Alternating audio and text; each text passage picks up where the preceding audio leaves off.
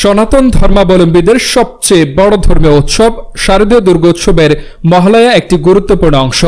মহালয়া হল পিতৃপক্ষ এবং দেবী পক্ষের সন্ধিক্ষণ। এর মাধ্যমে দুর্গাপূজা উৎসবের সূচনা হয়। দেবী দুর্গা এই দিন পৃথিবীতে অবতরণ করেছিলেন বলে বিশ্বাস করা হয়।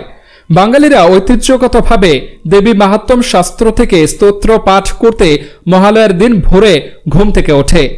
মহিষাসুরমর্দিনী নামে পরিচিত গান এবং মন্ত্রগুলি শোনার জন্য প্রত্যেক বাঙালি পরিবার ভোরবেলা ঘুম থেকে ওঠে। এটি দেবী দুর্গার জন্ম এবং অসুর রাজা মহিষাসুরের ওপর তার চূড়ান্ত বিজয়ের বর্ণনা দেয়। পিতৃপক্ষে প্রয়াত পূর্বপুরুষদের আত্মার শান্তি কামনা করে জলদান বা তর্পণ করা হয় এবং পরলোকগত পূর্বপুরুষদের শ্রদ্ধা জানানো হয়। মহালয়ার 7 দিন পর আগামী 9 অক্টোবর ষষ্ঠী পূজার মধ্য দিয়ে দুর্গোৎসবের আনুষ্ঠানিক সূচনা ঘটবে। ওই দিন মহাষষ্ঠী, পরদিন মহাসপ্তমী, 13 অক্টোবর দশমীতে প্রতিমা বিসর্জনের মাধ্যমে শেষ হবে দুর্গোৎসব।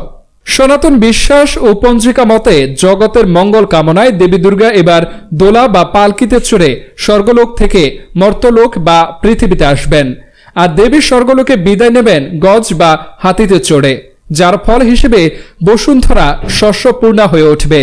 পুরাণ মতে এদিন মহিষাসুর বধের দায়িত্ব পান দেবী দুর্গা। চণ্ডী পাঠের মধ্য দিয়ে দেবীর আবাহন করছেন ভক্ত অনুসারীরা। চণ্ডীতে আছে দেবী দুর্গার সৃষ্টির বর্ণনা ও প্রশান্তি। দেবী দুর্গা সব অশুভ শক্তি বিনাশের প্রতীক রূপে পূজিত, মহামায়া অসীম শক্তির উৎস।